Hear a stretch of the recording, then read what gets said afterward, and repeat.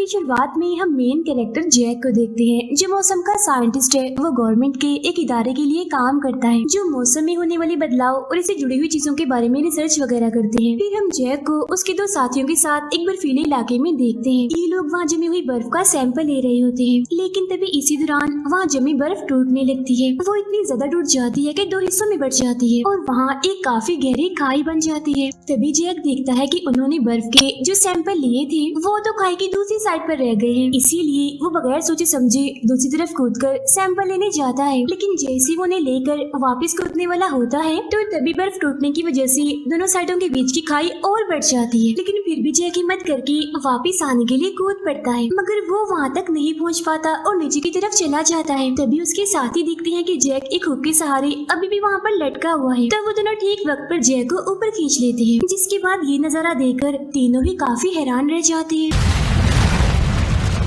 इसके बाद हमें दिल्ली शहर दिखाया जाता है, जहाँ सब मुल्कों की गवर्नमेंट की ग्लोबल वार्मिंग को लेकर कॉन्फ्रेंस हो रही थी। ग्लोबल वार्मिंग का मतलब है हवा में बहुत सारी गैसों का मौजूद होना, और इन गैसों की वजह से सूरज की किरणें जमीन से टकरा जाती हैं, जिससे जमीन और आसमान का टेम्परेचर बढ़ जाता है। यहाँ पर जैक भी होता है, जो ग्लोबल वार्मिंग की वजह से मौसम में होने वाले बदलाव के बारे में सबको बता रहा होता है। वो कहता है कि पिछले कुछ वक्त से हमारी जमीन के टेम्परेचर में काफी तेजी से बदलाव हो रहे हैं, और अगर हमने इस बारे में कुछ ना किया तो आने वाले 100 सालों में सभी ग्लेशियर पिघलकर समंदर में मिल जाएंगे, जिससे जाहिर है मौसम में भी बदलाव आएगा। जैसे कि कहीं बहुत ज्यादा बारिश और कहीं काफी बड़े तूफान आएंगे, और नॉर्थ एरिया जहाँ बर्फ पड़ती है वहाँ हद से भी ज्यादा टेम्परेचर गिरेगा, और टेम्परेचर गिरने की वजह से पूरी दुनिया में सब कुछ जमने लगेगा, यानी हर चीज बर्फ की लपेट में आ जाएगी। जाहिर है इससे कहीं भी जिंदगी का नामो निशान नहीं रहेगा। जिस पर वहाँ मौजूद अमेरिका के प्रेसिडेंट के साथी और बाकी लोग उसकी इस बात को नजरअंदाज कर देते हैं, लेकिन एक आदमी जो दरअसल समंदर का साइंटिस्ट था उसे जैक की बातें सच लगती हैं। दिल्ली शहर का मौसम दिखाया जाता है जो काफी तेजी से बदल रहा था। फिर हम समंदर के साइंटिस्ट को उसकी रिसर्च टीम के साथ स्कॉटलैंड में देखते हैं, जो कि जैक की बातों को ध्यान में रखते हुए मौसम में होने वाले बदलाव पर रिसर्च कर रहे होते हैं। और फिर जापान में अचानक से आसमान से बर्फ के बड़े बड़े टुकड़े गिरना शुरू हो जाते हैं। वो टुकड़े इतने बड़े थे कि जिस पर भी वो गिर रहे थे वो सभी जख्मी हो रहे थे। जैक अपनी वाइफ से फोन पर बात करता है। वो उससे उसका और अपने बेटे जिसका नाम सैम है उनका हालचाल पूछता है, जिस पर नाराज होते हुए उसकी वाइफ कहती है कि तुम अपने इस नई रिसर्च की वजह से हमें जरा भी टाइम नहीं दे रहे। खैर मैंने आपको ये बताना था कि हमारे बेटे सैम ने एक कंपटीशन यानी एक मुकाबले में हिस्सा लिया है, और ये मुकाबला न्यूयॉर्क में होगा, तो क्या आप इसे एयरपोर्ट पर सही टाइम पर पहुंचा देंगे। जिस पर जैक उससे वादा करता है कि हाँ मैं ठीक वक्त पर सैम को वहाँ पहुँचा दूंगा, तुम बिल्कुल टेंशन मत लो। Okay, I'll be there.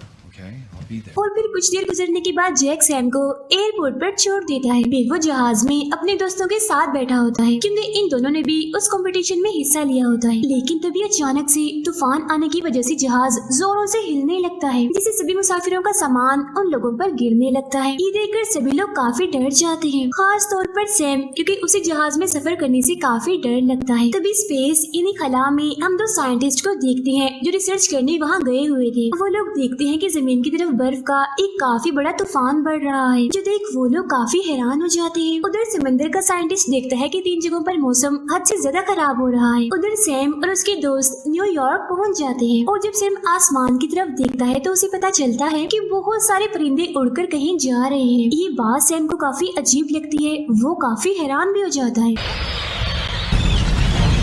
खैर ये लोग उस जगह पहुंच जाते हैं जहां कंपटीशन होने वाला था, जहां इनका पहला राउंड काफी अच्छा रहता है, जिसके बाद इन्हें कुछ वक्त के लिए ब्रेक दी जाती है, जिसमें ये तीनों एक लड़के से मिलते हैं और इनकी दोस्ती हो जाती है। समंदर का साइंटिस्ट जैक को फोन करके कहता है कि दिल्ली में होने वाली कॉन्फ्रेंस में तुमने जो भी कहा था वो सब सच था, लेकिन तुमने ये कहा था कि मौसम में ये सारे बदलाव आने वाले 100 सालों में होंगे, मगर ऐसा नहीं है। वो बदलाव तो अभी से शुरू हो गए हैं, क्योंकि तुमने जो बातें बताई थी मैं उस पर रिसर्च कर रहा था, और ये बात मुझे एक रिसर्च के जरिए ही पता चली है। ये जानकर जय काफी घबरा जाता है, क्योंकि दुनिया को बचाने के लिए इनके पास ज्यादा वक्त नहीं बचा था। इसीलिए जैक अपने सीनियर से एक मशीन जो मौसम के बारे में जानकारी देगी उसका मॉडल बनाने की इजाजत मांगता है, क्योंकि उसके जरिए मौसम के बारे में पता चल जाएगा और रोकथाम लगा दी जाएगी, जिससे तबाही के इम्कान कम हो जाएंगे। लेकिन इसके लिए वो सीनियर जैक को साफ साफ मना कर देता है।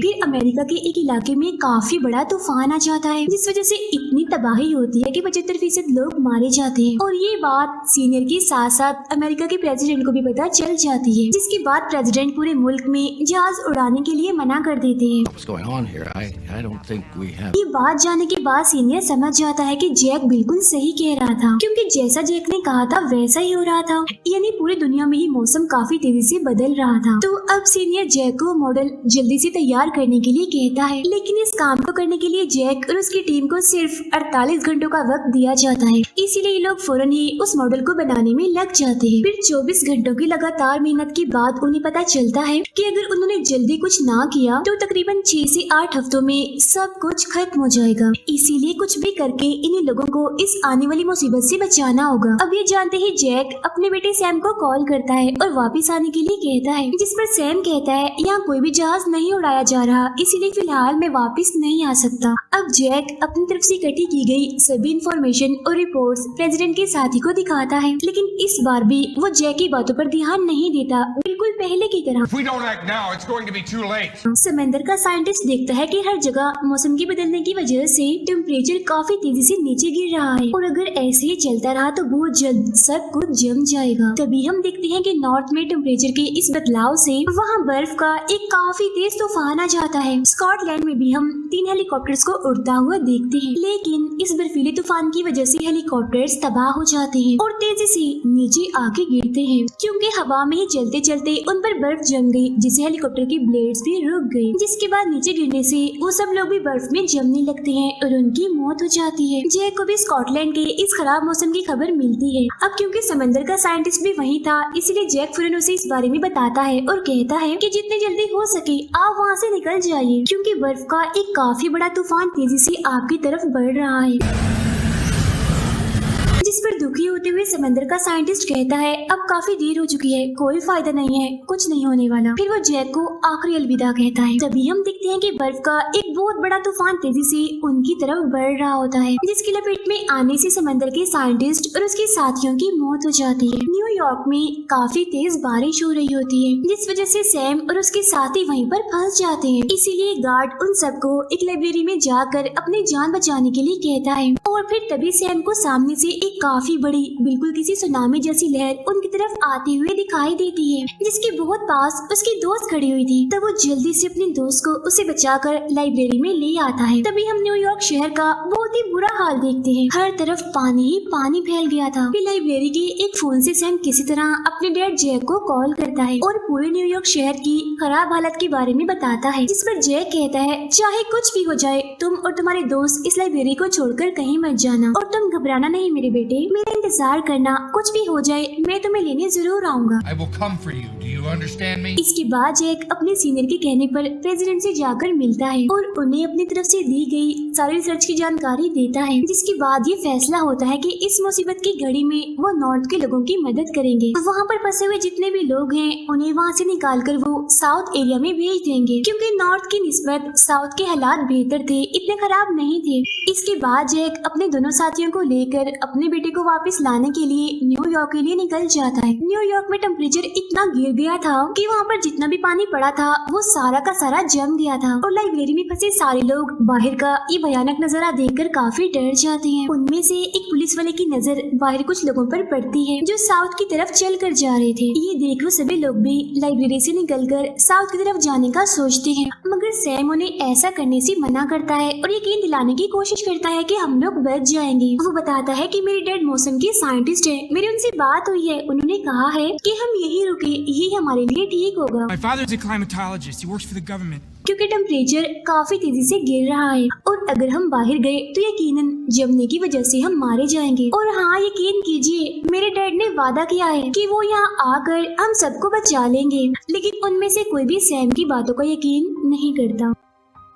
जिसके बाद सैम के दोस्तों और कुछ लोगों के अलावा सभी लोग यहाँ से निकल जाते हैं। गवर्नमेंट जो कि तेजी से लोगों को साउथ में भेजने में लगी होती है, क्योंकि उनकी कोशिश होती है कि ज्यादा से ज्यादा लोगों को वो बचा पाए। जैक और उसके साथी जो न्यूयॉर्क की तरफ जा रहे थे, अचानक से रास्ते में बर्फ की वजह से उनकी गाड़ी खराब हो जाती है, इसीलिए अब उन्हें पैदल ही आगे जाना पड़ना था। उधर सैम और बाकी लोग ठंड से बचने के लिए लाइब्रेरी की सारी किताबों को जलाने लगते हैं। अब मौसम की इसी खराबी की वजह से प्रेसिडेंट की मौत हो जाती है, इसीलिए प्रेसिडेंट के साथी को ही अब नया प्रेसिडेंट बना दिया जाता है। जैक और उसके साथी चलते चलते एक ऐसी बर्फीले इलाके में पहुंचते हैं जहां इतनी बर्फ पड़ रही थी कि बड़ी बड़ी बिल्डिंग्स भी बर्फ से ढकी गई थी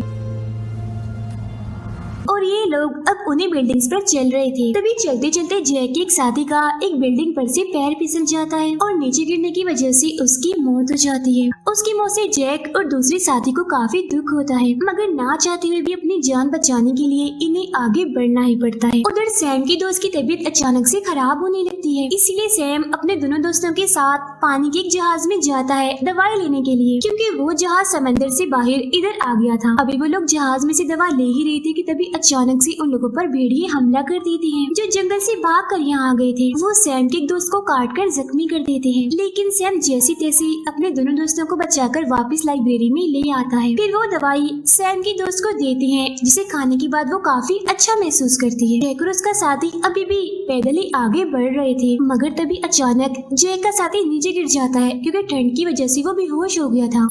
इसीलिए जैक उसे लेकर एक जगह पर रुकने का फैसला करता है। स्पेस में उन दोनों साइंटिस्ट को अब जमीन पर बर्फ का तूफान कम होता हुआ दिखता है। इसे सच में अब न्यूयॉर्क में भी तूफान रुक जाता है, जिस वजह से जैक के साथी को होश आ जाती है और वो लोग दोबारा से चलना शुरू कर देते हैं। और फिर बहुत जल्द वो लोग सैम के पास लाइब्रेरी पहुंच जाते हैं। यहाँ वो दोनों बाप बेटा एक दूसरे को देखकर काफी खुश होते हैं और गले मिलते हैं। अब जैक अपने बेटे सैम और बाकी लोगों को बचाने के लिए अपने सीनियर को कॉल करके मदद मांगता है। तब सीनियर ये बात प्रेसिडेंट को बताता है। तो इस बार नए प्रेसिडेंट जल्दी से जैक और बाकी लोगों को बचाने के लिए वहाँ हेलीकॉप्टर भेजते हैं। बहुत जल्द हेलीकॉप्टर्स वहाँ पहुँच जाते हैं और सभी को बचा लिया जाता है। फिर जब ये लोग हेलीकॉप्टर से नीचे देखते हैं तो इन्हें पता चलता है कि न्यूयॉर्क में काफी सारे लोग अभी भी बचे हुए हैं, मगर ये वो लोग थे जो बिल्डिंग्स के अंदर रहे थे और जिनको सैम ने मना किया था लाइब्रेरी से जाने से, वो तो मर चुके थे। फिर हम देखते हैं कि अब मौसम आहिस्ता आहिस्ता खुद ही साफ होना शुरू हो गया है, जिसके कुछ ही वक्त के बाद सब कुछ पहले जैसा नॉर्मल हो जाता है। फिर नए प्रेसिडेंट टीवी पर सभी लोगों से अपनी गलती की माफी मांग रहे होते हैं, क्योंकि शुरुआत में जब जैक ने उन्हें मौसम के बदलने के बारे में बताया था तो उन्होंने जैक की बात नहीं मानी थी। वो कहते हैं कि अगर मैं उस टाइम जैक की बात मान लेता तो शायद आज मैंने बहुत सारे लोगों को बचा लिया होता। मुझे इस बात का दुख है कि बहुत सारे लोग मारे गए। और एक अहम बात, ये तो हमें कुदरत की तरफ से दिखाया गया एक छोटा सा सैंपल था। अगर हम अपनी जमीन की कदर नहीं करेंगे, उसके साथ खेलेंगे, गंदगी और इस तरह की चीजों पर काबू नहीं पाएंगे तो हमें ऐसी ही सजा मिलती रहेगी। ये करके कुदरत ने हमें दिखा ही दिया कि हम इंसान उसके सामने कुछ भी नहीं है। प्रेसिडेंट के इसी दिल को छू जाने वाली मैसेज के साथ ही ये फिल्म यहीं पर खत्म हो जाती है।